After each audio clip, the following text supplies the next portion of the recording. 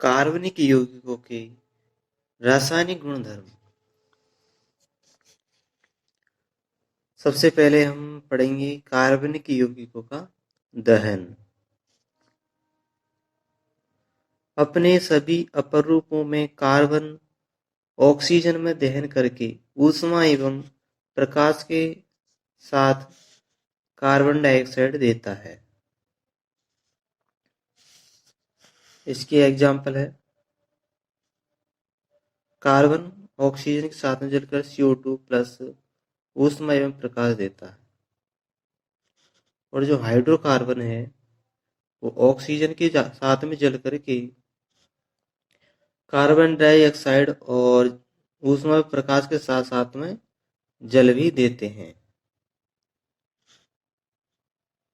Alcohol ये भी एक हाइड्रोकार्बन यौगिक है, तो ये भी CO2 जल प्लस ऊष्मा एवं प्रकाश देगा।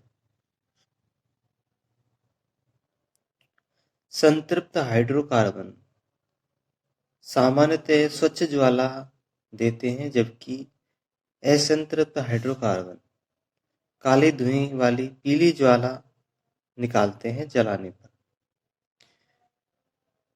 इसके परिणाम स्वरूप धातु की तस्तरी पर कजली निक्षेपित हो जाती है, लेकिन वायु की आपूर्ति को सीमित कर देने से अपूर्ण दहन होने पर संतृप्त हाइड्रोकार्बन से भी कजली ज्वाला निकलेगी। घरों में उपयोग में लाई जाने वाली गैस या केरोसिन के स्टोव में वायु के लिए छिद्र होते हैं, जिनसे पर्याप्त मात्रा में ऑक्सीजन समृद्ध मिश्रण जलकर स्वच्छ नीली ज्वाला देता है। कोयला तथा पेट्रोल जैसे ईंधनों में कुछ मात्रा में नाइट्रोजन तथा सल्फर होती है। सल्फर तथा नाइट्रोजन के जलने से सल्फर व नाइट्रोजन के ऑक्साइड बनते हैं और जो पर्यावरण प्रदूषण करते हैं। हम देखते हैं कि अंगीठी के जलने पर जिसमें कोयला तारकोल होता है, जो कभी कभी लाल रंग के समान उज्जवल होता है, यानी लाल रंग के समान उजाला देता है तथा बिना ज्वाला के ऊष्मा देता है, यानी लौ नहीं बनती अंगीठी में जलाए जाने वाले कोयला और तारकोल में और वो ऊष्मा खूब देता है। ऐसा इसलिए होता है क्योंकि केवल गैसीय पदार्थों के जलने पर ही ज्वाला उत्पन्न होती है। लकड़ी या तारकोल जलाने पर अब उसमें उपस्थित वाष्पशील पदार्थ वाष्पीकृत होकर जलते हैं तथा आरंभ में ज्वाला के साथ जलते हैं। तो ऐसा इसलिए होता है क्योंकि उसमें कुछ वाष्पशील पदार्थ होते हैं और वाष्पशील पदार्थों के जलने पर ही ज्वाला उत्पन्न होती है। अन्यथा जो कार्बनिक पदार्थ जलते हैं उनसे केवल उज्जवल होता है, यानी बिना ज्वाला के ही वो ऊष्मा देते हैं, लौ नहीं पकड़ते। अब हम यहाँ देखेंगे कोयले का निर्माण। लाखों वर्ष पुराने वृक्ष, फर्न एवं अन्य पौधों के अवशेषों का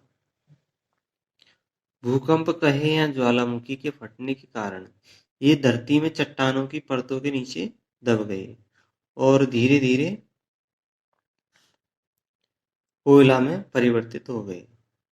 अब हम देखते हैं पेट्रोलियम का निर्माण, यानी तेल तथा गैस लाखों वर्ष पुराने, यानी पेट्रोल तथा गैस का निर्माण लाखों वर्ष पहले समुद्र के छोटे पौधे तथा जीवों के अवशेषों के कारण हुआ। ये ये समुद्र के तले में दब गए तथा इनके मृत होने पर इनके शरीर यानी मिट्टी से ढक गए और ढकने के बाद इन पर बैक्टीरिया का आक्रमण हुआ और जिससे प्रबल दाब के कारण तेल व गैस का निर्माण हुआ। और इसी बीच यानी जो इनको शरीर को ढक दिया गया था, जिसको गाद कहते हैं, धीरे धीरे दबकर चट्टान बन गई, यानी गाद भी चट्टान में परिवर्तित हो गई और चट्टान के छिद्रित भागों से तेल तथा गैस का रिसाव हुआ और ये पानी में स्पंज की तरह फंस गए, यानी जो तेल के भंडार है वो स्पंज की तरह फंस गए।